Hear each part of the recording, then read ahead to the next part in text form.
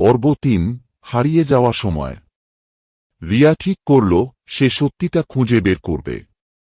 সে অর্ণবের পুরনো বাড়ির দিকে গেল। দরজাটা ভাঙাচোরা, কিন্তু ভেতরে ঢুকতেই গায়ে কাঁটা দিয়ে উঠল। একটা পুরনো ফটো ফ্রেম পড়ে আছে। ছবিতে রিয়া আর অর্ণব একসাথে। কিন্তু অদ্ভুত ব্যাপার হল, রিয়ার মনে নেই এই ছবি কখন তোলা হয়েছে। হঠাৎ পেছন থেকে একটা ফিসফিসানি শোনা গেল।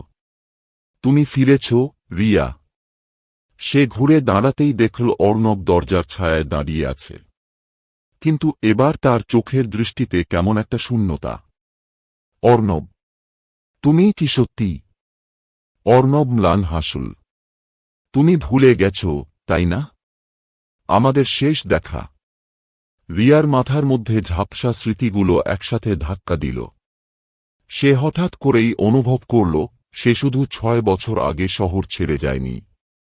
তার জীবনের একটা গোটা বছর হারিয়ে গেছে। কিন্তু কি ঘটেছিল সেই বছর?